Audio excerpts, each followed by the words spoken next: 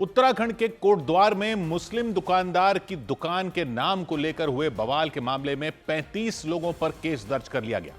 वहां 26 जनवरी को पटेल मार्ग पर मौजूद Baba school dress and matching centre नाम की उस दुकान को लेकर हंगामा हुआ था। आरोप लगा कि बजरंग दल से जुड़े कुछ लोगों ने वहां पहुंचकर दुकान का नाम बदलने की मांग की थी। पुलिस के मुताबिक 70 साल के मुस्लिम समुदाय के दुकानदार वकील अहमद करीब 30 साल से इसी नाम से दुकान चला रहे हैं, लेकिन 26 जनवरी को हिंदूवादी संगठनों से जुड़े 4-5 लोग उस दुकान पर पहुंच गए थे और नाम बदलने की मांग की थी। ये मोमडन की दुकान है बाबा कटपीस के नाम से। चलो शक्ति भाई, चलो चलो चलो चलो ऊपर आओ। दुकान पर पहुंचकर खुद को बजरंग दल का सदस्य बताते हुए उन लड़कों ने वकील अहमद से दुकान के नाम से बाबा शब्द हटाने को कह दिया था। बाबा कौन है? इनके पास हम पहले भी आए हैं। बाबा फिर क्या होता है मुझे पता होगा। वहाँ पे भी समझाया था, आपने बोला था कि मैं चेंज करना हूँ तब नाम बदलना। देखो ताऊ जी, ये बाबा नाम हटाओ आप, या तो बाबा बन जाओ। उन लोगों के मुताबिक कोटद्वार के सिद्धबली बाबा धाम के नाम पर मुस्लिम समुदाय के दुकानदार ने अपनी दुकान का नाम रखा था, जिससे लोग गुमराह होते हैं। और अपने इसी तर्क का हवाला देते हुए उन्होंने वहां दुकान के नाम से बाबा नाम हटा लेने की मांग शुरू कर दी। ऐसा ना, आप अपने कागज उसमें रखो, नाम अलग होना चाहिए। जी ये तो देखो, नाम तो देखो, ऊपर नाम लिखा हुआ नहीं, नाम से ही तो फर्क है। अरे ऊपर नाम भी लिखा हुआ है ना, शोएब अहमद। बाबा का तो यहाँ पे कोटद्वार में सिद्ध बाबा ही है। दुकानदार वकील अहमद ने सफाई दी कि बाबा के साथ दुकान पर बोर्ड पर उनके बेटे का नाम भी लिखा है, लेकिन विरोध कर रहे लोगों ने उनकी एक नहीं सुनी और इस बात पर अड़े रहे कि वो बाबा शब्द बोर्ड से हटवाएं। इसी हंगामे के बीच दीपक कुमार नाम के व्यक्ति भी दुकान पर पहुंच गए। उन्होंने नाम हटवाने की मांग पर अड़े लोगों से बहस शुरू कर दी। बाबा यहाँ पे सिद्धबली एक ही बाबा है, वो है सिद्धबली बाबा। और जितने वो खुली है ये बाबा सिद्धबली स्वीट्स वगैरह ही क्या है? वो सब हिंदू की दुकान है। भाई मुसलमान क्या हो गया? मुसलमान नहीं भैया, बात सुनो ना, अपने बाबा क्या है? पहचान से कीजिए। क्या पहचान से कीजिए? अपने पहचान से कीजिए आप। नहीं, ये तुम्हारी पहचान है क्या? हाँ, ये बाबा हमारी पहचान है। हमारे धर्म की पहचान है।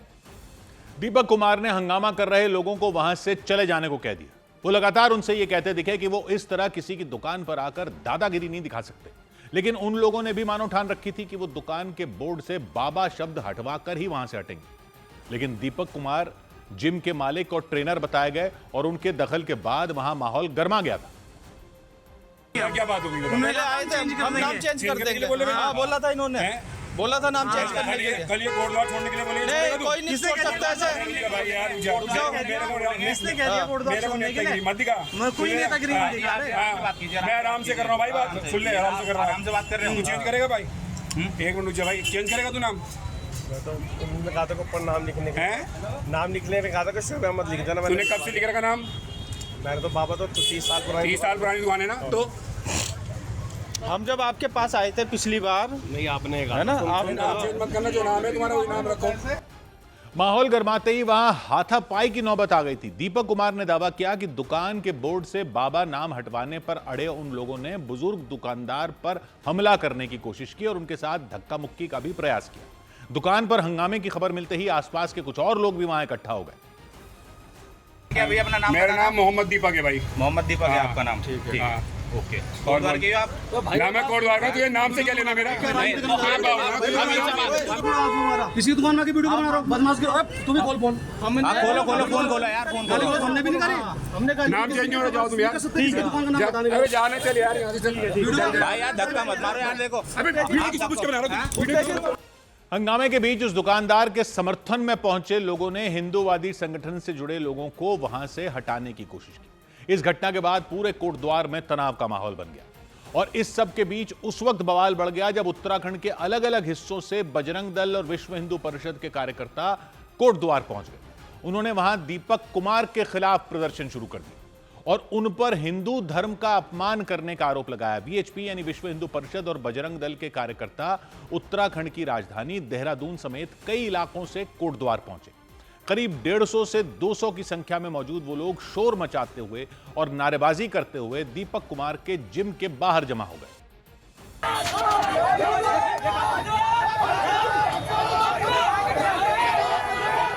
बवाल के खतरे को देखते हुए पुलिस पहले ही पहुंच गई थी।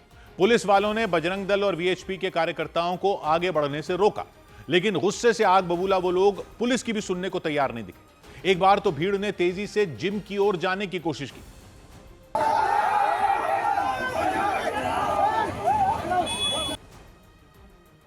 धक्का मुक्की हुई, पुलिस के घेरे को तोड़ने की कोशिश की गई, लेकिन हालात बिगड़ने से पहले ही कुछ पुलिस वालों ने प्रदर्शन कर रहे लोगों को पीछे धकेल दिया। वीएचपी और बजरंग दल से जुड़े वो लोग वहां काफी देर तक हंगामा करते रहे। उन्होंने दीपक कुमार पर आरोप लगाया कि उन्होंने हिंदू धर्म का अपमान किया। तो पूरे हिंदू समाज से माफी मांगे, पूरे कोटद्वार से माफी मांगे और उसके बाद इसकी गिरफ्तारी और जेल जाए, क्योंकि इसने बहुत अभद्र टिप्पणी करी हुई है। दीपक कुमार के जिम के अलावा उनके घर के बाहर भी बजरंग दल और वीएचपी के कार्यकर्ताओं ने प्रदर्शन किया। उन्होंने मुस्लिम समुदाय के लोगों की दुकानों का हिंदू नाम रखने पर विरोध जताया। बाबा हमारे फकीर तुम्हारा, तुम लोगों में फकीर होता है, हम लोगों में बाबा होता है। हमारे कार्यकर्ताओं ने सिर्फ इतना कहा था, आप दुकान चलाइए, बजरंग दल कोई विरोध नहीं कर रहा।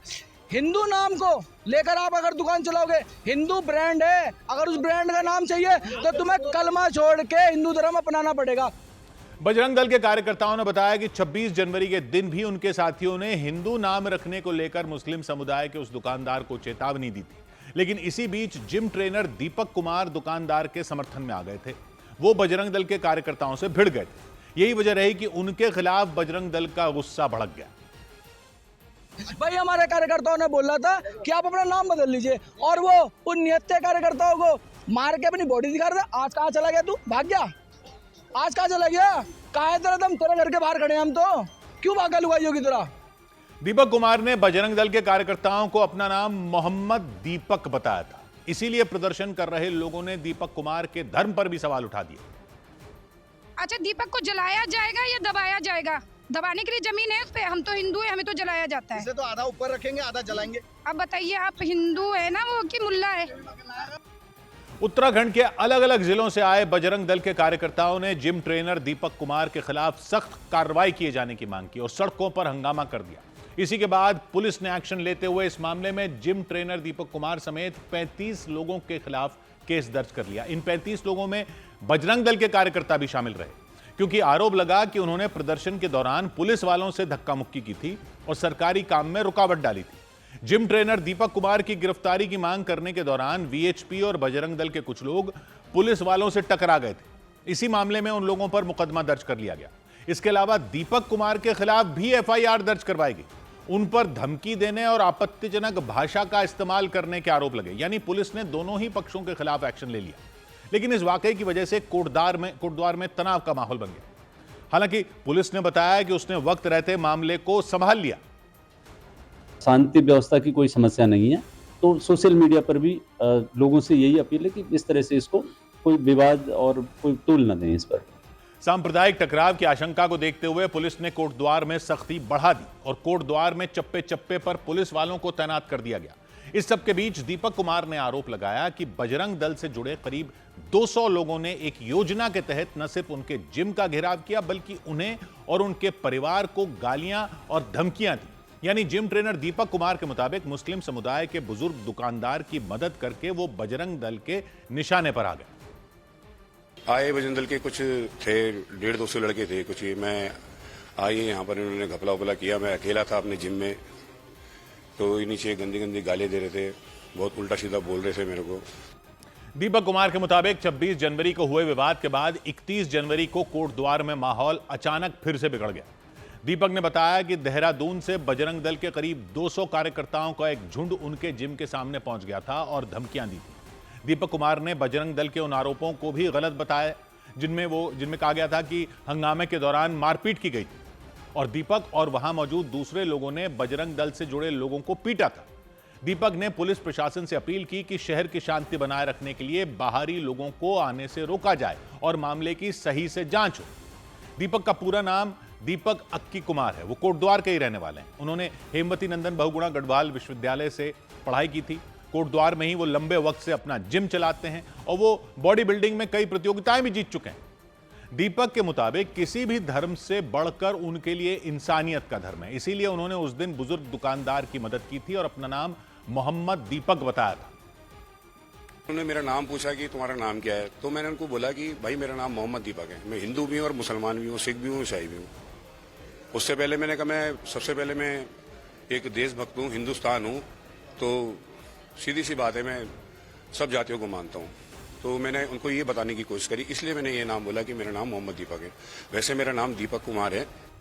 दीपक कुमार ने कोटद्वार के लोगों से शांति बनाए रखने और आपसी भाईचारा बनाए रखने की अपील की, लेकिन दुकान के नाम को लेकर शुरू हुए इस विवाद की घटना के तूल पकड़ने के बाद मुस्लिम समुदाय के दुकानदार को बचाने वाले दीपक कुमार को विपक्षी दलों का साथ मिला।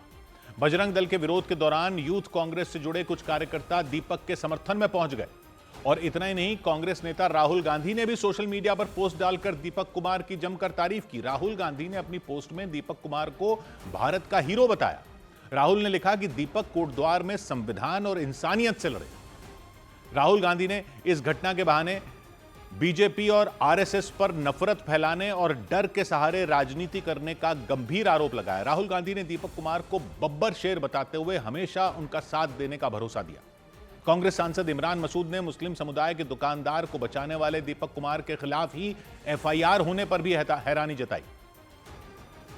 देखिए, केस उनके खिलाफ होना चाहिए जो उसको मारने के लिए चढ़ रहे हैं। ये सब काम उल्टा पुल्टा हो रहा है देश के अंदर।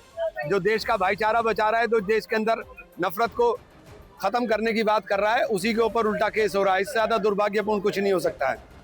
एआईएमआईएम प्रमुख असदुद्दीन ओवैसी ने भी इस मामले में उत्तराखंड पुलिस की कार्यशैली पर सवाल उठाए। गालियां दे रहे कि तू तेरा नाम मोहम्मद दीपक बोलता है। पुलिस, हजरत पुलिस बैठ के तमाशा देख रही है। उत्तराखंड में बीजेपी की सरकार है और फिर वो लोग नेशनल हाईवे को रोक देते हैं घंटे के लिए।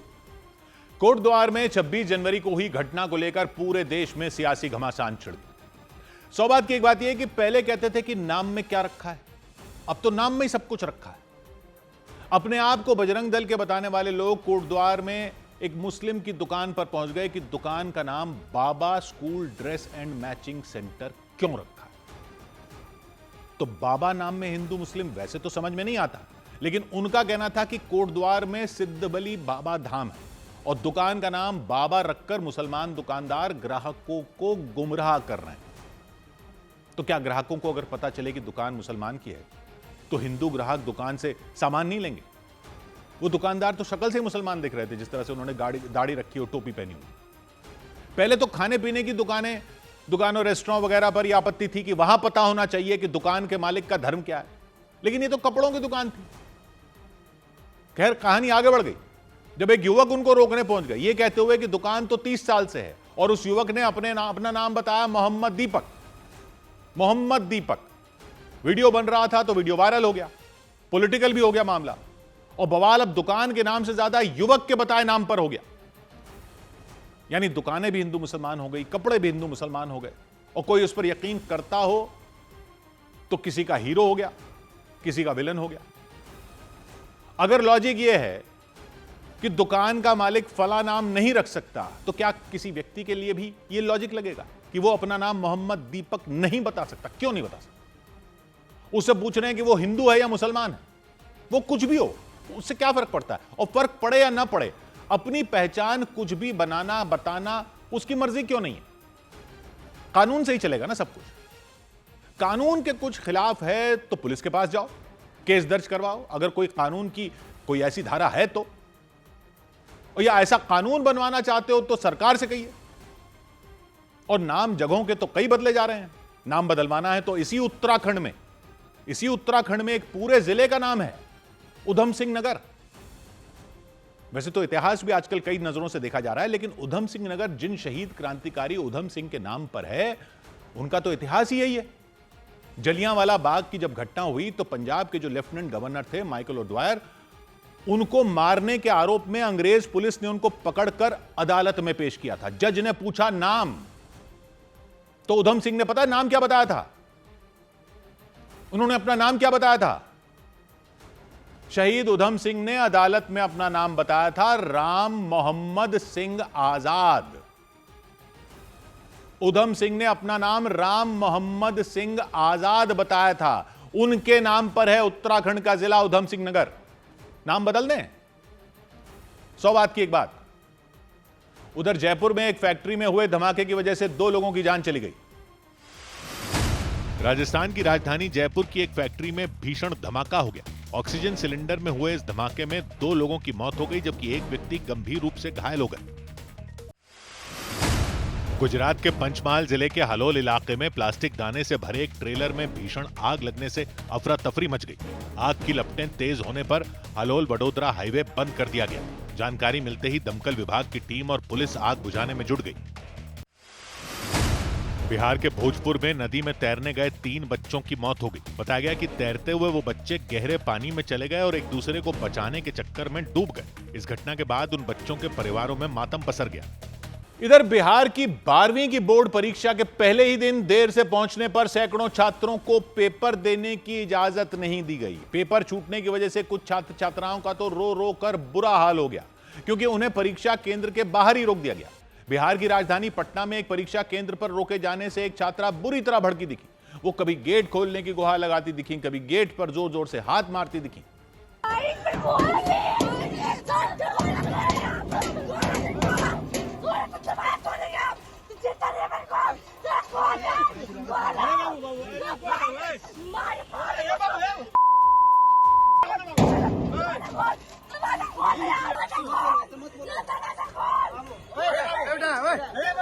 आसपास खड़े लोगों ने उस छात्रा को समझाने की कोशिश की, लेकिन गुस्से से आग बबूला वो लड़की आपे से बाहर दिखी, क्योंकि उस छात्रा को परीक्षा केंद्र के अंदर जाने नहीं दिया गया। बताया गया कि वह वहां कुछ मिनटों की देरी से पहुंची थी। चौंका देने वाला मामला पटना के गर्दनी बाग इलाके के कमला नेहरू बालिका स्कूल का रहा। वहां 12वीं की परीक्षा देने आई कई छात्राओं के देर से पहुंचने की वजह से उन्हें परीक्षा केंद्र के बाहर रोक दिया गया। इसी बीच एक अधिकारी वहां से निकले तो लोगों का गुस्सा उन पर भी फूट पड़ा। एक छात्रा के परिजन ने उनकी गाड़ी पर हेलमेट दे मारा। भाग रहा है, बिना सेंटर घूम ले भाग रहा है।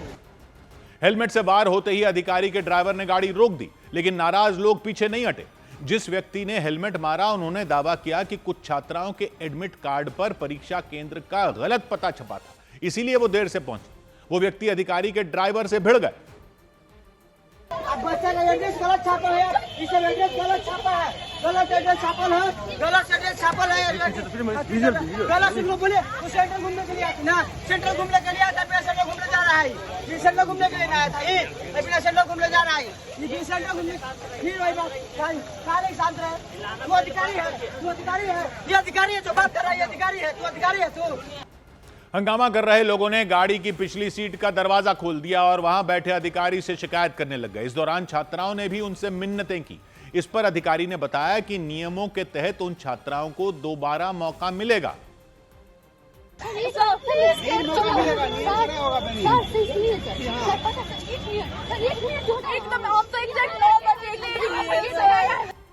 उन छात्राओं ने अधिकारी को अपने एडमिट कार्ड भी दिखाए, लेकिन लाख मिन्नतों के बाद भी उन्हें अंदर जाने की इजाजत नहीं दी गई। और पटना की ही तरह बिहार के औरंगाबाद में भी 12वीं की कई छात्राएं पेपर नहीं दे पाईं।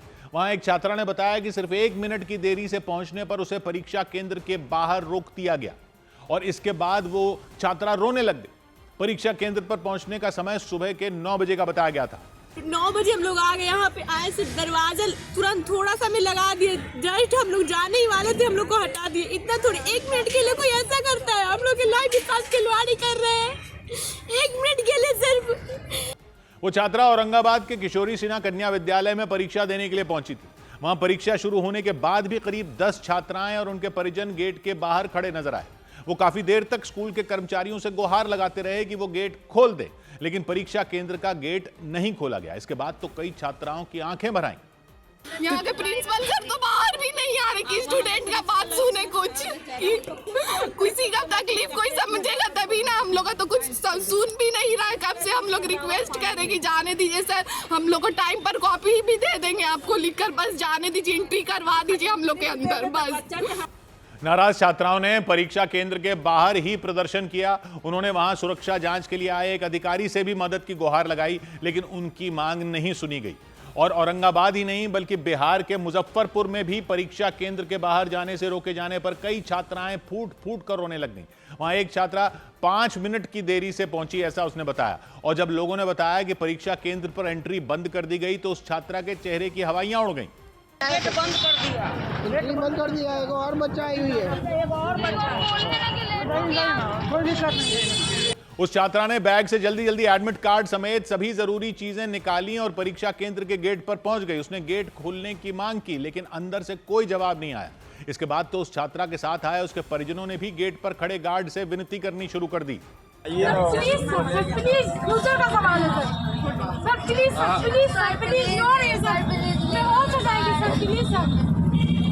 छात्रों के परिजनों ने बताया कि वो जैम में फंसने की वजह से देर से पहुंच पाए लेकिन उनकी कोई भी बात नहीं सुनी गई।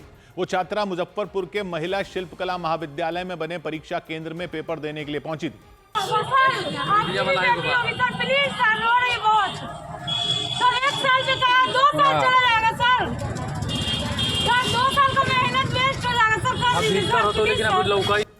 इस बीच एक मोटरसाइकिल सवार के लिए परीक्षा केंद्र का गेट खोला गया। इस दौरान उस छात्रा ने अंदर जाने की कोशिश की लेकिन गार्ड ने उसे रोक दिया। पूछेगा नहीं, कोई पूछेगा नहीं। जाने दीजिए सर, जाने दीजिए ना सर, जाम में फंस गई है। उस परीक्षा केंद्र पर कई छात्राएं 5 से 10 मिनट की देरी पर पहुंची। उन्हें रोके जाने पर उनके परिवार वालों ने नाराजगी जताई और इसी तरह की तस्वीरें बिहार के नवादा से भी सामने आई। नवादा में बोर्ड परीक्षा में देर से पहुंचे छात्रों ने तो परीक्षा केंद्र की दीवार फांदकर अंदर जाने की कोशिश की। हालांकि अंदर घुसते ही उन छात्रों को वहां तैनात किए गए सुरक्षा कर्मियों ने पकड़ लिया और परीक्षा देने से रोक दिया। बोर्ड परीक्षा के दौरान कन्हई इंटर कॉलेज नाम के स्कूल में कई छात्र देर से पहुंचे। इसके बाद उन्होंने परीक्षा केंद्र में घुसने के लिए दीवार फांदना शुरू कर दिया।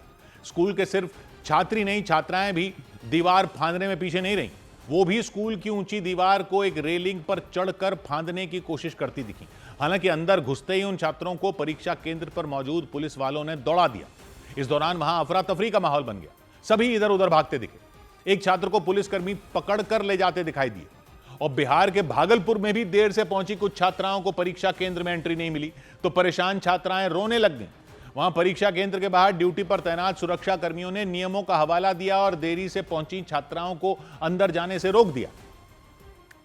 और परीक्षा केंद्र में एंट्री न मिलने पर छात्राएं रोती बिलखती नजर आईं। क्या हो गया, क्यों रो रहा है? मैं कुछ लेट के वजह से। क्या बोला? बोला नहीं जाने देंगे। नहीं जाने। कहाँ लेट हो गई?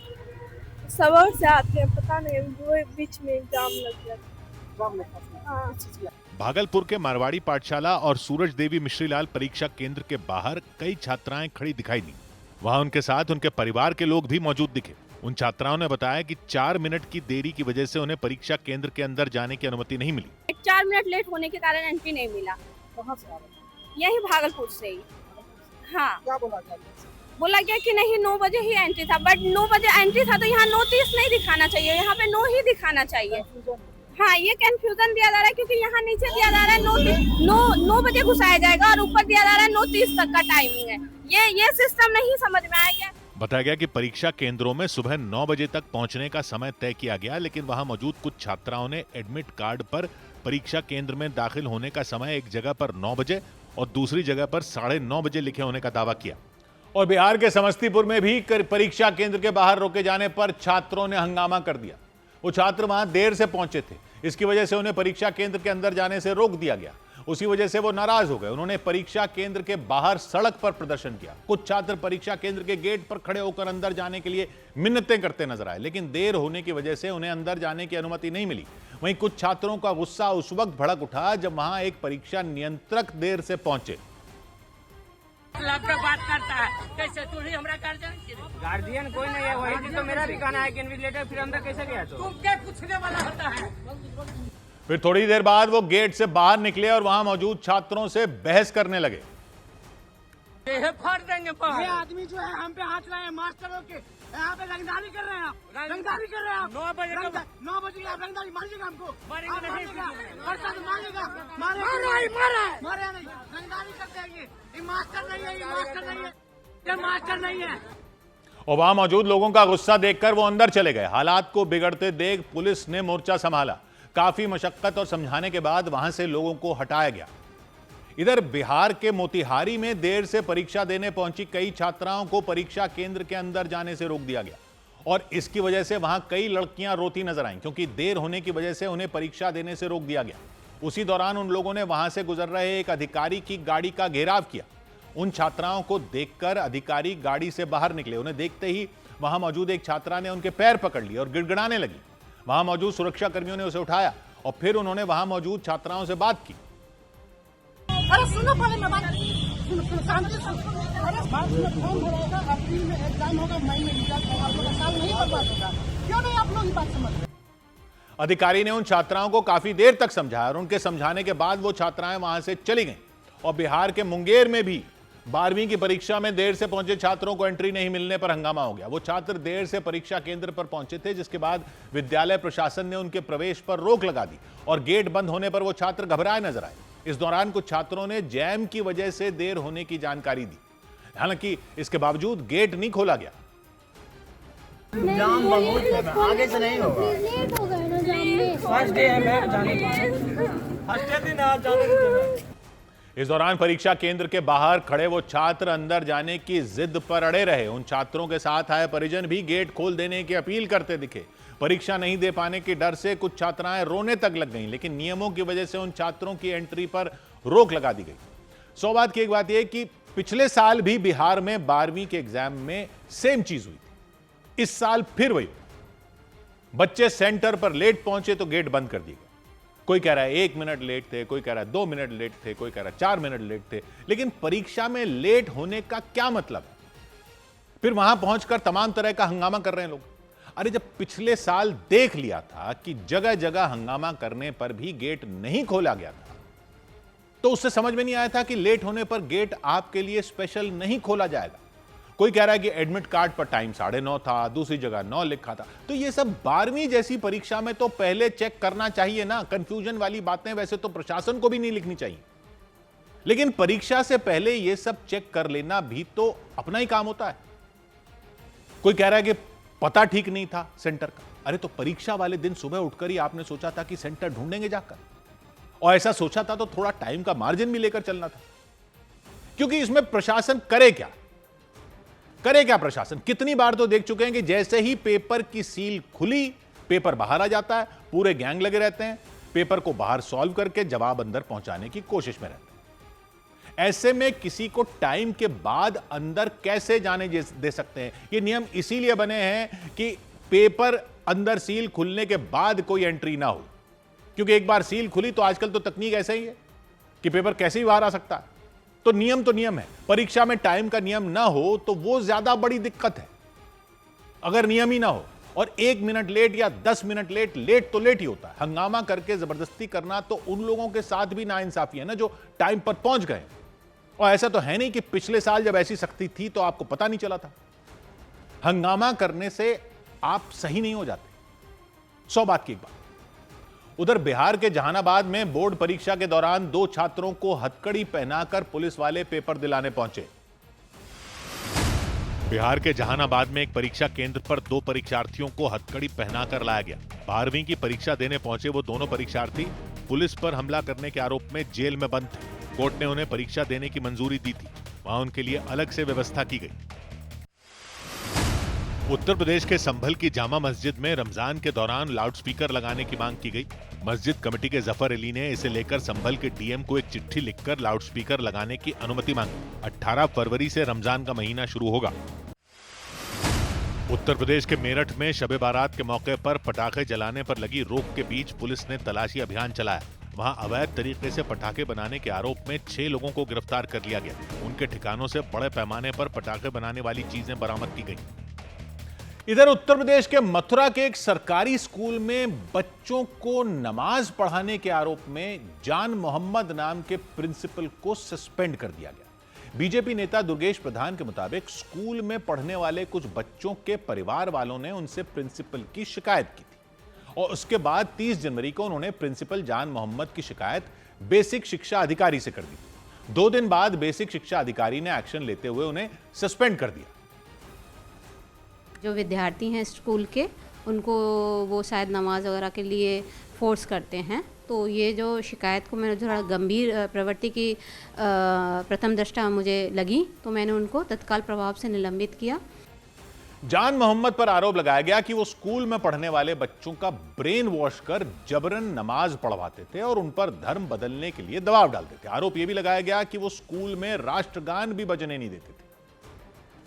तो जान मोहम्मद हैं, वो बच्चों को डराते धमकाते हैं, अपने धर्म के प्रति उनको कहते हैं कि हमारा धर्म अच्छा है, धर्म परिवर्तन करिए, और राष्ट्रगान यहाँ होता ही नहीं है और न कराते हैं। इस तरीके की शिकायतें आ रही थी। मथुरा के माटा थाना इलाके में मौजूद नौझील प्राइमरी स्कूल में जान मोहम्मद प्रिंसिपल के पद पर तैनात थे। लेकिन इस मामले में नया मोड़ तब आ गया जब जान मोहम्मद के समर्थन में स्कूल के टीचर और गांव के लोग उतर आए। उन लोगों ने उन पर लगे आरोपों को झूठा बता दिया। न्यूज़ 18 की टीम ने भी स्कूल की एक टीचर से बातचीत की। उन्होंने दावा किया कि प्रिंसिपल पर लगाए सभी आरोप गलत हैं।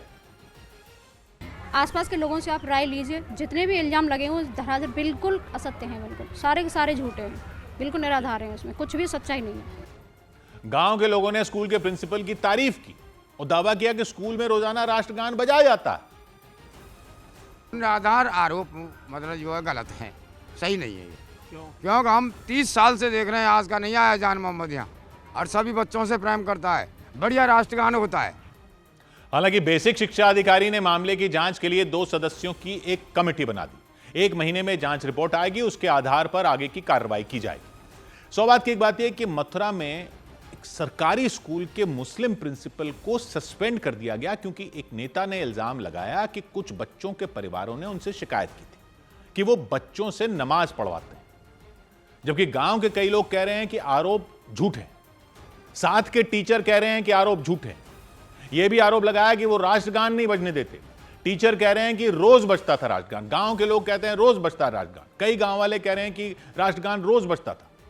तो जिन परिवार वालों ने शिकायत की, उन्होंने नेता से शिकायत क्यों की, प्रशासन में शिकायत क्यों नहीं की? क्योंकि कोई प्रिंसिपल सरकारी नौकरी में हो और राष्ट्रगान न बजने दे तो बहुत ही दुस्साहस होना चाहिए ऐसी हरकत करने के लिए, खासकर अगर आप मुस्लिम हो, वो भी उत्तर प्रदेश में। और बच्चों से जबरदस्ती नमाज पढ़वाने का आरोप तो बिल्कुल ही समझ से परे है। यह जबरदस्ती तो मुस्लिम बच्चों के साथ भी कोई नहीं कर सकता। मदरसा थोड़ी है, सरकारी स्कूल है।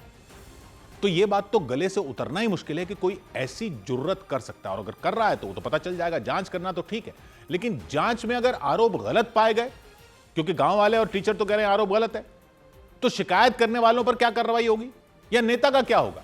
क्योंकि जांच तो शिक्षा विभाग की होगी और शिक्षा विभाग तो सरकारी है। साथ के कई टीचर आरोप गलत बता रहे हैं जो साथ में हैं। उन्होंने जो एक्शन हो गया प्रिंसिपल पर, आरोप गलत होने पर एक्शन कौन लेगा? 100 बात की एक बात। इधर संसद के बजट सत्र के दौरान लद्दाख में चीन की घुसपैठ के मुद्दे को लेकर हंगामा हो गया। संसद के बजट सत्र के दौरान राहुल गांधी ने पूर्व आर्मी चीफ MM नरवणे की किताब का हवाला देकर लद्दाख में चीन की घुसपैठ का मुद्दा उठाया। राहुल गांधी ने इस पर PM और रक्षा मंत्री राजनाथ सिंह से जवाब मांगा। This is about when 4 Chinese tanks were entering Indian territory. They were taking a ridge in Doklam, and the army chief writes, and I quote from an article that is quoting his book. Lok Sabha में चीन की घुसपैठ का मुद्दा उठने पर रक्षा मंत्री राजनाथ सिंह ने राहुल गांधी को बीच में ही टोक दिया। राजनाथ सिंह ने राहुल गांधी पर सदन को गुमराह करने का आरोप लगाया। सदन को गुमराह करने की कोशिश न करें और यहाँ अनावश्यक बातों का उल्लेख नहीं किया जाना चाहिए। राहुल चीन की घुसपैठ के मुद्दे पर राहुल गांधी के दिए बयान को लेकर लोकसभा में हंगामा हो गया। लोकसभा अध्यक्ष ओम बिरला ने संसदीय कार्यवाही के नियमों का हवाला देकर राहुल गांधी से सही साक्ष्यों के आधार पर अपनी बात रखने की अपील की। 349 ऐसी पुस्तक, समाचार पत्र नहीं पढ़ा जाएगा जिसकी सभा की कार्रवाई से कोई संबंध न हो। और वित्त मंत्री निर्मला सीतारामन ने भी राहुल गांधी पर तीखा हमला बोला। न्यूज़ 18 के editor in chief Rahul Joshi के साथ एक्सक्लूसिव इंटरव्यू के दौरान उन्होंने राहुल गांधी पर बिना तथ्यों के बात करने का दावा किया। He is the leader of the opposition in Lok Sabha. I want to take him seriously, and I want to take his observation seriously to see if things can be done better. But most often I think he doesn't keep good foundational data and then make his observation. उधर उत्तर प्रदेश के सोनभद्र में एक महिला वकील ने आरोप लगाया कि एक टोल प्लाजा के कर्मचारियों ने मामूली बात को लेकर उनकी और उनके परिवार के लोगों की पिटाई कर दी। मारपीट की वजह से उनके कुछ रिश्तेदार बुरी तरह घायल हो गए। आरती पांडे नाम की वकील के मुताबिक घटना तब हुई जब टोल प्लाजा पर गाड़ियों की लंबी लाइन लगी हुई थी। इस पर उनके एक रिश्तेदार टोल बूथ काउंटर पर पहुंचे और जैम लगने की वजह जानने की कोशिश की, ऐसा वकील का कहना है। और आरोप लगाया गया कि जैम लगने की वजह पूछने पर वो टोल कर्मी भड़क गया और उन पर हमला कर दिया। इसका पता चलने के बाद वो वकील अपने परिवार के दूसरे लोगों के साथ वहां दौड़ते हुए पहुंच गई। उन्होंने मारपीट कर रहे टोल कर्मियों को रोकने की कोशिश की, लेकिन इसके बाद भी वहां के हालात बिगड़ते चले गए।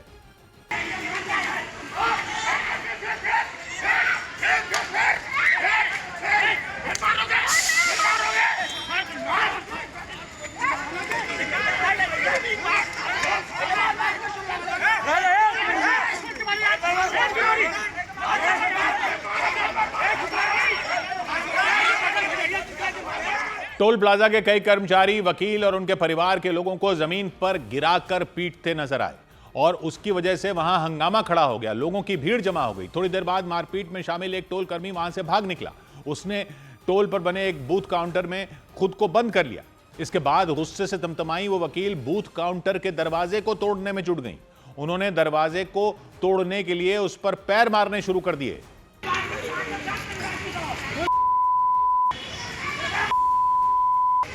पकड़ो पकड़ो पकड़ो पकड़ो पकड़ पकड़ फोन आ रहा है, फोन आ रहा है।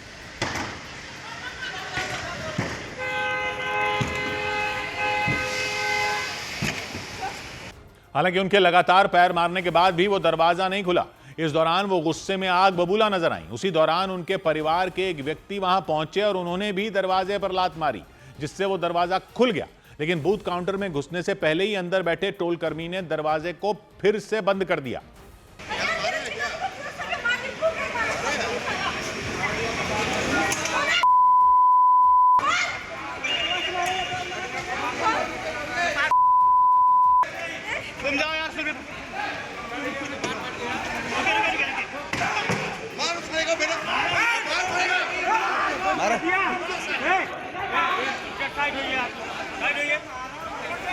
तब तक वहां कई लोग पहुंच गए। वो लोग उस महिला वकील और उनके परिवार के लोगों को शांत कराने और वहां से हटाने की कोशिश में जुट गए ताकि किसी तरह बवाल शांत कराया जा सके। उस दौरान वहां मौजूद एक व्यक्ति के सिर से खून बहता नजर आया। कुछ लोग उन्हें संभालने की कोशिश करते नजर आए, लेकिन अगले ही पल वो व्यक्ति वहां मौजूद एक दूसरे आदमी पर भड़क गए। हटाइए, क्या करेगा वो? हटाइए, क्या करेगा वो? कुछ नहीं, हटाइए। टोल प्लाजा पर वकील और उनके परिवार के लोगों के साथ हुई मारपीट की इस घटना से वहां काफी देर तक अफरा तफरी मची रही। वकील के मुताबिक घटना तब हुई जब वो अपने कुछ रिश्तेदारों के साथ कार से कहीं जा रही थीं। शाम करीब 4 बजे उनकी कार लोहड़ी टोल प्लाजा पर पहुंची। टोल प्लाजा पर गाड़ियों की लाइन लगी हुई थी। इसी वजह से उनके एक रिश्तेदार जैम लगने की वजह जानने के लिए बूथ काउंटर के पास पहुंच गए, ऐसा उनका कहना है।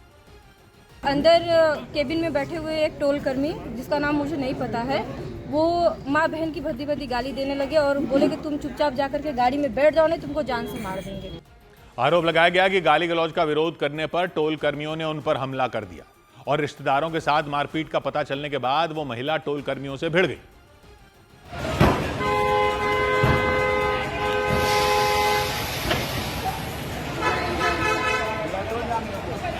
उन्होंने मारपीट कर रहे लोगों को रोकने की कोशिश की, लेकिन इसके बाद भी वहां के हालात जस के तस बना रहे। उन्होंने आरोप लगाया कि टोल प्लाजा पर काम करने वाले लोगों ने उनके साथ भी मारपीट की। वहाँ पे 4-5 टोल कर्मी जो थे वो भी आकर के उपस्थित हो गए। माँ बहन की भद्दी भद्दी गालियाँ और मारपीट करने लगे। दोनों लोगों को नीचे जमीन पे पटक पटक के मारने लगे। फिर उसके बाद मैं दौड़ते हुए गई, मेरा पूरा स्लीपर टूट गया। दावा किया गया कि घटना के करीब 1 घंटे बाद पुलिस की टीम वहां पहुंची। बाद में उस वकील की शिकायत पर पुलिस ने केस दर्ज कर मारपीट में शामिल 2 लोगों को गिरफ्तार कर लिया। 100 बात की एक बात यह कि टोल प्लाजा तो ऐसे हो गए हैं कि किसी भी बात पर मारपीट हो जाती है और वहां सीसीटीवी कैमरे लगे होते हैं। ये टोल वालों को तो भी पता भी होता है, लेकिन फिर भी मारपीट हो जाती है। सोनभद्र में तो बहुत बुरी वाली मारपीट हो गई। टोल वालों ने भी मारा, दूसरी साइड के लोगों ने भी मारा। एक वकील के साथ थे, वो लड़ाई हो गई भयंकर वाली। लोग जैम में रुकते हैं तो लोगों का भी पारा हाई हो जाता है। पब्लिक को लगता है कि एक तो टोल ले रहे हैं, ऊपर से गाड़ी जैम में फंसी हुई है, तो टोल सड़क पर फर्राटे से चलने का दे रहे हैं या जैम में खड़े होने का दे रहे हैं। और टोल का ठेका जिन लोगों को दिया जाता है वो ऐसे लोग रख लेते हैं जो दबंग टाइप के होते हैं, क्योंकि यह भी हकीकत है कि कई लोग दादागिरी करके टोल से निकलने के जुगाड़ में रहते हैं। तो ऐसे लोगों से निपटने के लिए टोल प्लाजा पर ठेकेदार लोग दबंग टाइप के कर्मचारी भी रख लेते हैं, और वो दबंग टाइप के कर्मचारी हर आने जाने वाले से फिर दबंग टाइप का ही बर्ताव करते हैं। लेकिन आजकल के तकनीक के दौर में ये टोल प्लाजा पर टोल कलेक्शन का सिस्टम क्यों चले जा रहा है? ऐसे ठेकेदारों को ठेका कैंसिल क्यों नहीं होता जिनके यहां ऐसी मारपीट हो जाती है? बाकी पब्लिक की क्या गलती है इसमें? जो लाइन में खड़े हैं वो नहीं हैंडल हो रहा तो फ्री कर दो टोल प्लाजा ऐसी जगह। पब्लिक क्यों भुगतेगी? पब्लिक टोल भी दे और ऐसे हंगामे में फंसे भी। ये तो आपका काम है देखना ना कि कितनी गाड़ियां हैंडल हो सकती हैं एक टाइम पर। नियम क्यों नहीं बना देते कि इतनी गाड़ियों से लंबा जाम होगा तो टोल फ्री करना पड़ेगा? सारे नियम पब्लिक के लिए क्यों होंगे? 100 बात की एक बात। इधर पंजाब के पूर्व मंत्री बिक्रम मजीठिया को सुप्रीम कोर्ट से राहत मिल गई। पंजाब के पूर्व मंत्री और अकाली दल के नेता बिक्रम सिंह मजीठिया को सुप्रीम कोर्ट ने आय से अधिक संपत्ति के मामले में जमानत दे दी। उन्हें पिछले साल जून में अमृतसर में मौजूद उनके आवास से गिरफ्तार किया गया था। उसी वक्त से वो पटियाला की नाभा जेल में बंद थे। उत्तर प्रदेश के मथुरा में कुछ बदमाशों ने एक मकान में घुसकर लूटपाट की और फिर फरार हो गए। घटना उस वक्त हुई जब मकान में एक बुजुर्ग महिला मौजूद थी। दावा किया गया कि बदमाशों ने पहले महिला को नशीली चीज सुंघाकर बेहोश किया और फिर गहने और रुपए लेकर भाग निकले। सीसीटीवी फुटेज देखने के बाद ये पता लगा कि 2 महिला, एक पुरुष और उनकी गोद में बच्चा था और उन्होंने घर में कोई नहीं था।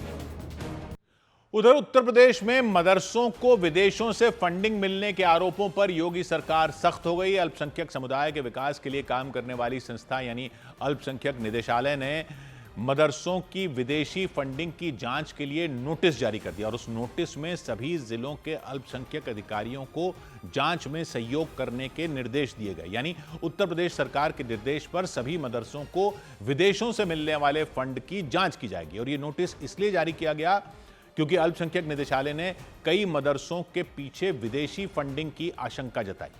नोटिस के मुताबिक अल्पसंख्यक निदेशालय के पास कई मदरसों के आय के स्रोत की जानकारी नहीं है। अल्पसंख्यक निदेशालय ने मदरसा संचालकों के बैंक खातों का सत्यापन करने के भी निर्देश दिए। मदरसा संचालकों ने इस फैसले का स्वागत किया, लेकिन उन्होंने गुरुकुलों और संस्कृत विद्यालयों की जांच कराने की भी मांग कर दी। और सिर्फ मदरसा क्यों, जितने भी इंस्टीट्यूट हैं जो जैसे गवर्नमेंट के जो भी अधीन चलते हैं, गुरुकुल चलता है और संस्कृत विद्यालय हैं, वहाँ की भी तो जांच हो। वहीं संतों ने कुछ मदरसा संचालकों पर सवाल उठाए और उन पर देश विरोधी गतिविधियों का समर्थन करने के आरोप लगा दिए।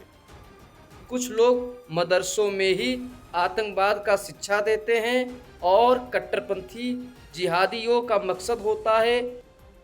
यूपी में मदरसों की पहले से ही जांच चल रही है और सरकार के इस फैसले के बाद सभी मदरसों को विदेश से मिलने वाले फंड की बारीकी से जांच हो सकेगी। इधर उत्तराखंड के देहरादून जिले के विकासनगर इलाके में कुछ लोगों पर आरोप लगा कि उन्होंने एक रेस्टोरेंट में घुसकर मुस्लिम समुदाय के एक युवक की पिटाई कर दी। घटना तब हुई जब वो युवक हिंदू समुदाय की एक युवती के साथ रेस्टोरेंट में खाना खा रहा था।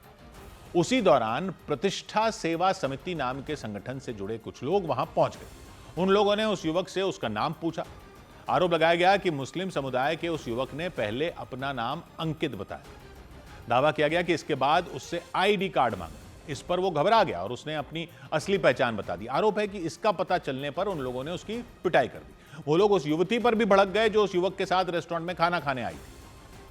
तुम्हारे लिए हम कैंडल लेके फिरते रहे रोड पे, बोलोगे ये हमारे साथ क्या हो गया? तुम्हें पता क्या चल रहा है? कहाँ के रहने वाले? हमारे कल को लड़की मार रखी है। कहाँ आगरा से कहाँ के लिए यहाँ कहाँ के लिए आए हो?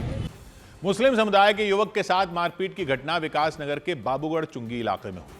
हालांकि उस युवती ने उन लोगों को यह समझाने की कोशिश की कि उसे युवक के धर्म और नाम के बारे में पहले से पता था। युवती के मुताबिक वो दोनों देहरादून के सेलाकुई इलाके में मौजूद एक कंपनी में साथ काम करते हैं और विकासनगर घूमने आए थे। जॉब की जाएगा। जो लड़के लोग मुझे जाने भी कौन सा नंबर? ये सब जानते हैं। मेरे कंपनी के लड़के बैठ जा। कौन सा? लेकिन युवती के समझाने का भी उन लोगों पर कोई असर नहीं हुआ।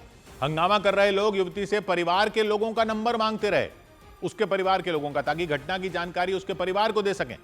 बिल्कुल, आप अपने माता पिता का नंबर सुनिए, आप अपने माता पिता का नंबर बताइए या अपने किसी रिश्तेदार का नंबर बताइए।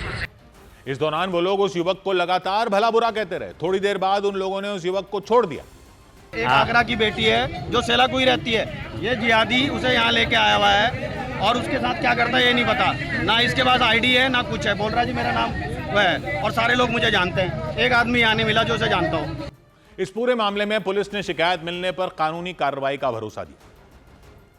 इधर मध्य प्रदेश के जबलपुर में स्कूल की एक कर्मचारी ने खुदकुशी करने के लिए जहर खा लिया। मध्य प्रदेश के जबलपुर में प्रिंसिपल पर प्रताड़ना का आरोप लगाकर आवासीय विद्यालय की एक कर्मचारी ने जहरीला पदार्थ खाकर खुदकुशी करने की कोशिश की। उन्हें तुरंत अस्पताल में भर्ती कराया गया। उन्होंने आरोप लगाया कि प्रिंसिपल लंबे समय से न सिर्फ उन्हें परेशान कर रही थी, बल्कि स्कूल के गार्ड से उनकी पिटाई भी करवाई थी। इस संबंध में जो विभाग की तरफ से जो भी जांच प्रतिवेदन मिलेगा उसको वैधानिक कार्रवाई की जाएगी। गुजरात के सूरत में कुछ लोगों ने सरेआम एक लड़के की जमकर पिटाई कर दी। आरोप लगा कि पिटाई के बाद उन लोगों ने उस लड़के का अपहरण कर लिया और इसकी शिकायत मिलने पर पुलिस ने केस दर्ज कर लिया, लेकिन मारपीट और अपहरण की वजह का पता नहीं चल सका। इधर ईरान से बढ़े तनाव के बीच अमेरिकी राष्ट्रपति डोनाल्ड ट्रंप ने एक बार फिर सैन्य कार्रवाई की धमकी दे दी। उन्होंने चेतावनी दी कि अगर ईरान ने परमाणु ताकत हासिल करने का अपना इरादा नहीं बदला तो उसे गंभीर नतीजे भुगतने पड़ेंगे। और इसके साथ ही ट्रंप ने दावा किया कि ईरान को सबक सिखाने के लिए उन्होंने अपने कुछ और घातक जहाजों को उसके नजदीक भेज दिया। ट्रंप ने फिर धमकी दी कि अगर ईरान नहीं माना तो अमेरिका उसे अपनी सैन्य ताकत दिखाएगा। हालांकि इसके साथ ही उन्होंने ये उम्मीद भी जताई कि ईरान इसकी नौबत नहीं आने देगा। ट्रंप के मुताबिक ईरान जल्द ही ऐसा फैसला ले लेगा जिससे जंग का खतरा टल जाए।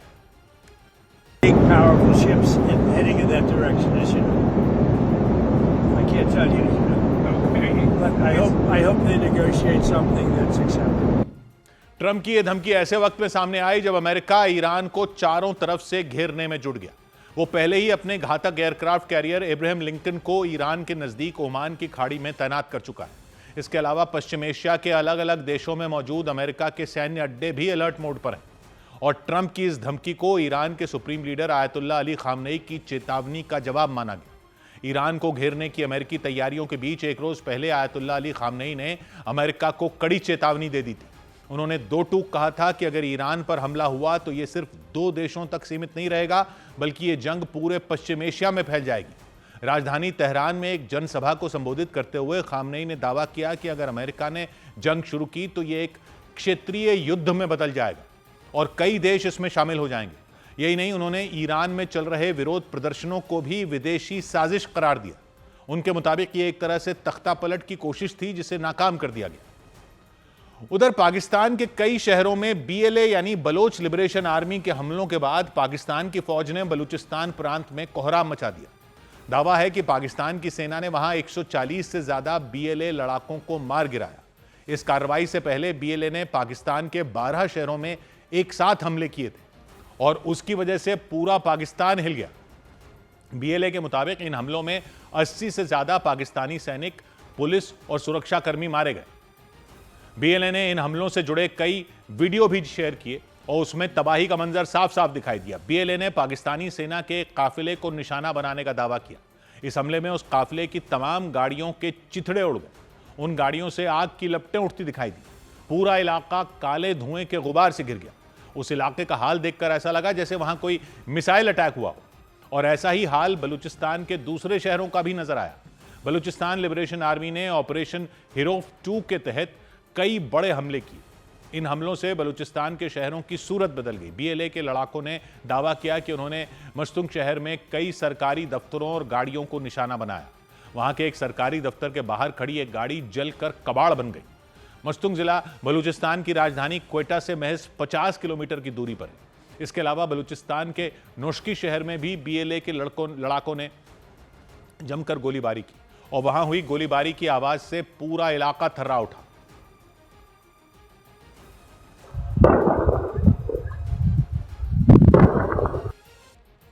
नोशकी शहर पर बीएलए के लड़ाके कब्जे का दावा कर चुके हैं। दावा किया गया कि वहां पाकिस्तानी सेना के सिर्फ 2 कैंप हैं और बीएलए के लड़ाकों ने उन दोनों कैंपों में जमकर फायरिंग की। इसकी वजह से पाकिस्तानी सेना को बड़ा नुकसान होने का दावा किया गया और बीएलए ने ऑपरेशन हीरोफ 2 के तहत कई शहरों में आत्मघाती हमले भी किए। इन हमलों के बाद बीएलए ने 2 हमलावरों की तस्वीरें जारी की।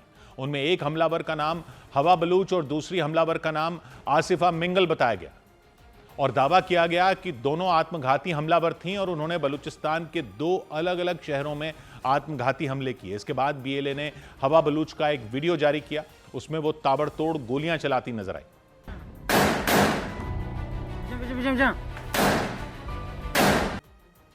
हवा बलूच पाकिस्तान की सेना पर हमला करने से पहले बीएलए के दूसरे लड़ाकों के साथ मिलकर पाकिस्तान का मजाक उड़ाती नजर आई।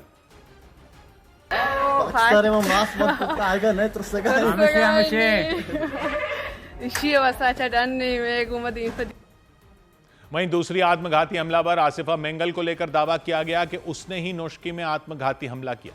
जानकारी के मुताबिक आसिफा ने पिछले साल जनवरी महीने में ही आत्मघाती हमलावर बनने का फैसला कर लिया था और इसके बाद वो पाकिस्तान की सेना पर कहर बनकर टूटी।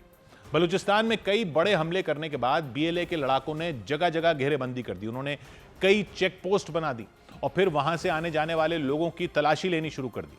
हाथों में बंदूक लिए खड़े बीएलए के लड़ाके लोगों की आईडी देखते नजर आए। इसके अलावा बीएलए के लड़ाकों ने पाकिस्तानी सुरक्षा बल के एक ठिकाने पर छापेमारी भी की। इस दौरान लड़ाकों के पास भारी भरकम हथियार नजर आए। दावा किया गया कि उन लड़ाकों के पास अमेरिका में बने आधुनिक हथियार थे और उन हथियारों के दम पर बीएलए के लड़ाकों ने वहां जमकर तबाही मचाई। बीएलए के लड़ाकों ने ऑपरेशन हीरोफ यानी काला तूफान के तहत बलूचिस्तान के कई शहरों को टारगेट किया। दावा किया गया कि इस दौरान 200 से ज्यादा पाकिस्तानी सैनिकों को मार गिराया गया। वहीं कई सैनिकों को बंदी भी बना लिया गया और बीएलए के इन्हीं हमलों से घबराकर पाकिस्तान की सेना ने भी बलूचिस्तान में कत्लेआम मचा दिया। पाकिस्तान की सेना ने बलूचिस्तान लिबरेशन आर्मी के लड़ाकों पर हमला बोल दिया और दावा किया कि पाकिस्तानी सेना ने जवाबी कार्रवाई करते हुए बीएलए के करीब 140 लड़ाकों को मार गिराया। हालांकि बीएलए ने इन दावों को झूठा बताया। इसके बाद पाकिस्तान ने बौखलाहट में भारत पर भी आरोप लगाने शुरू कर दिए। पाकिस्तान ने आरोप लगाया कि भारत बलूचिस्तान में शांति भंग करने की कोशिश में आतंकवादियों का समर्थन कर रहा है, लेकिन भारत ने इन आरोपों को खारिज करते हुए इसे पाकिस्तान सरकार की नाकामियों से ध्यान भटकाने की एक कोशिश बताया। इस दौरान भारत ने पाकिस्तान को सलाह भी दी कि वो बेबुनियाद आरोप लगाने के बजाय अपने देश के लोगों की मांगों पर ध्यान दे। इधर दिल्ली में चुनाव आयोग के अफसरों के साथ बैठक के दौरान ही पश्चिम बंगाल की सीएम ममता बनर्जी भड़क गई।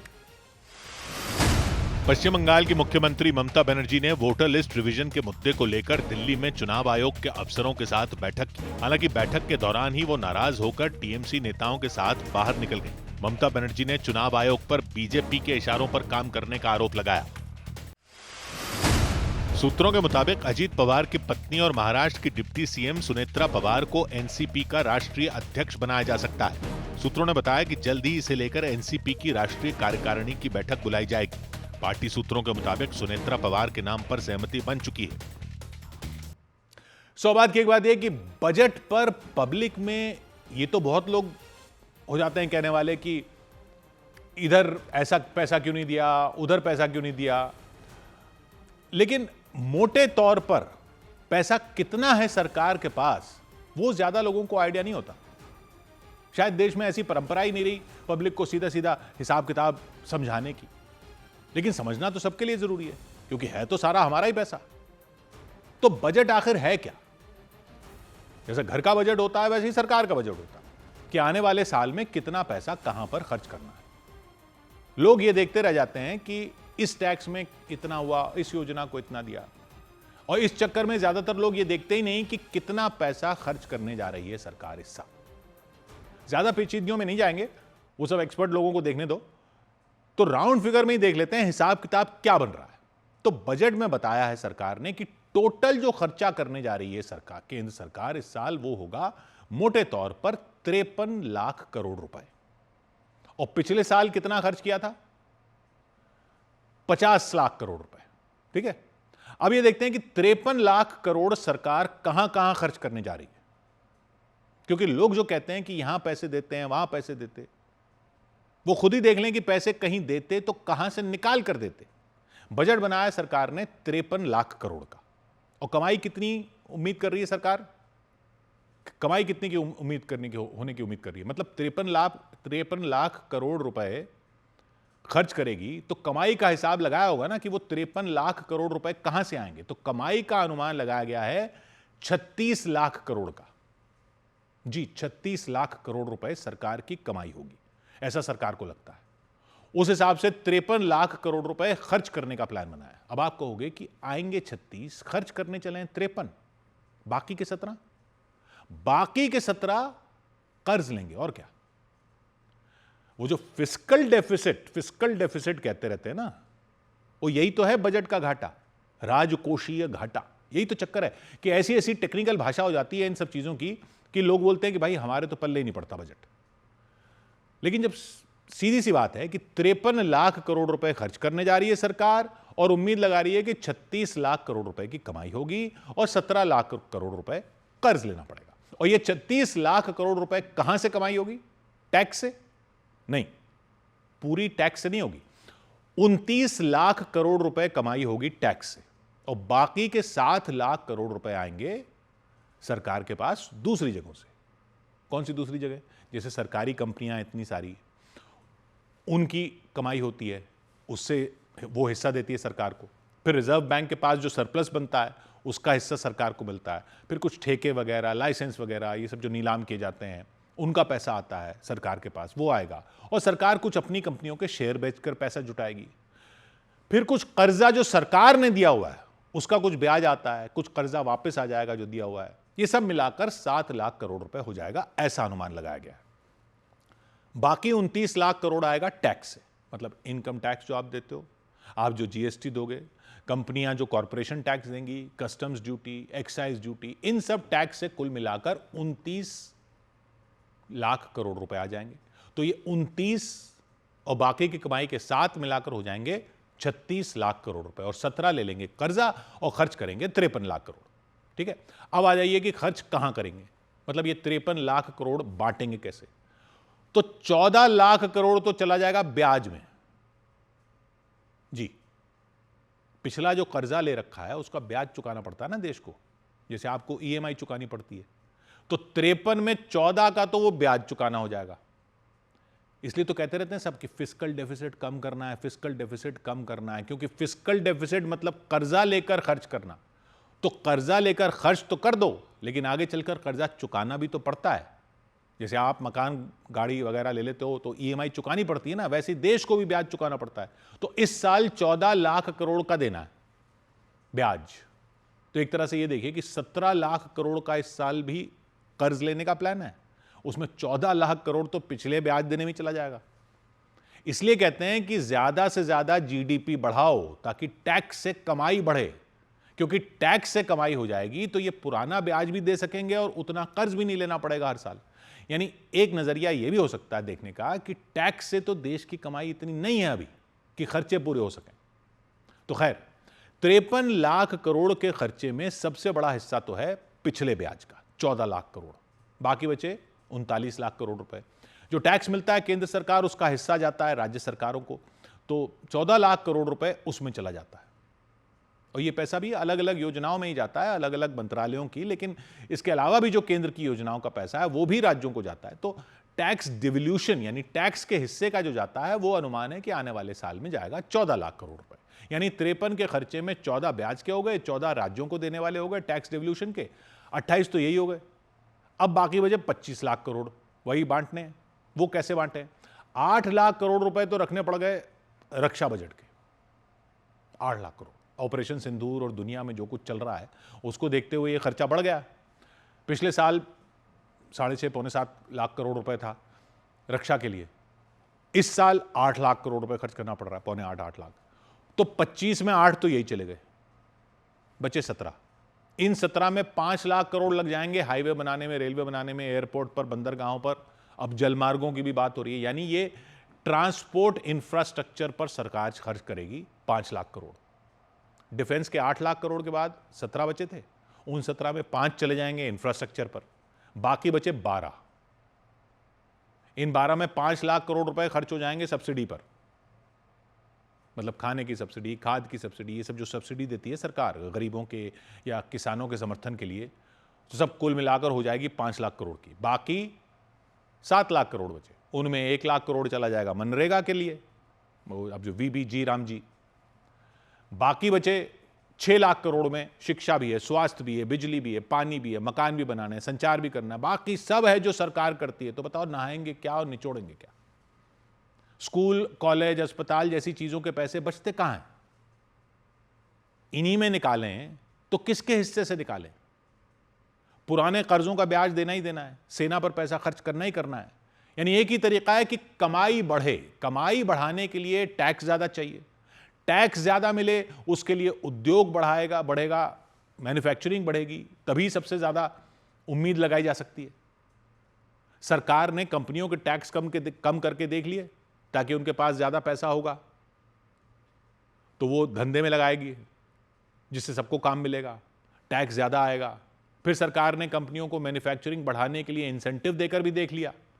फिर पिछले साल पब्लिक के इनकम टैक्स स्लैब बढ़ाए ताकि पब्लिक के पास ज्यादा पैसा आए तो लोग खरीदारी करेंगे, तो मांग बढ़ेगी, तो उद्योग में ज्यादा माल बनेगा, टैक्स ज्यादा मिलेगा सरकार को। फिर GST में बदलाव करके देख लिया ताकि चीजों के दाम ऐसे हो जाएं कि लोग ज्यादा खरीदें और मांग बढ़े तो उत्पादन बढ़े।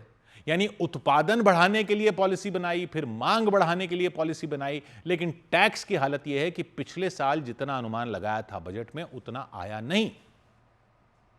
मतलब टैक्स से पैसा तो बढ़ा लेकिन उतना नहीं बढ़ा जितना अनुमान लगाया गया था। तो जो भी तरक्की होनी है, लोगों को जो भी सरकार से चाहिए, वो तभी आ पाएगा ना जब सरकार को टैक्स ज्यादा मिले, क्योंकि कर्ज तो इससे ज्यादा ले नहीं सकते, इससे ज्यादा नहीं ले सकता कर्ज देश, वो फिस्कल डेफिसिट की लिमिट है। और सरकार को टैक्स ज्यादा मिले उसके लिए उद्योग और काम धंधा ज्यादा चले, ये कोशिश रहती है। और जितना विदेशों में माल या सेवाएं जा पाएंगी उतनी पेमेंट डॉलर में आएगी, वो भी फायदा देगा देश को। इसलिए मोटे तौर पर हिसाब किताब समझना सबके लिए जरूरी है, क्योंकि जैसा हमारे घर का हिसाब किताब पता होना चाहिए वैसे ही देश का भी तो पता होना चाहिए। हमारा ही तो पैसा है। 100 बात की एक बात। उधर एक दिन की गिरावट के बाद शेयर बाजार में बढ़ोतरी दर्ज की गई। एक दिन पहले हुई भारी गिरावट के बाद शेयर बाजार में जबरदस्त खरीदारी लौटी। सेंसेक्स 943 अंक चढ़ा तो निफ्टी भी उछलकर 25,088 पर पहुंच गया। इसकी वजह से निवेशकों ने करीब 5 लाख करोड़ रुपए कमाए। सबसे ज्यादा तेजी FMCG, रियल्टी और मेटल इंडेक्स में रही, जबकि IT इंडेक्स गिरकर बंद हुआ। गुजरात के सूरत में बीच सड़क पर 2 गुटों के बीच मारपीट हो गई। बताया गया उनके बीच एक दूसरे से आगे निकलने की होड़ लगी हुई थी और विवाद बढ़ने पर उन लोगों ने एक दूसरे पर हमला कर दिया। हिंसक झड़प में 6 से ज्यादा लोग घायल हो गए। हिमाचल प्रदेश के धांधरबारी में भारी बर्फबारी के बीच वायुसेना के जवानों ने एक हेलीकॉप्टर के जरिए एक बीमार महिला को एयरलिफ्ट किया और उन्हें इलाज के लिए चंडीगढ़ के अस्पताल में भर्ती कराया। मध्य प्रदेश के इंदौर में 2 कारों पर सवार कुछ युवकों ने सड़क पर हूटर बजाकर जमकर हुड़दंग किया। इस दौरान कुछ युवक कार के दरवाजों पर लटके नजर आए। बाद में उनके हुड़दंग का वीडियो सोशल मीडिया पर वायरल हो गया।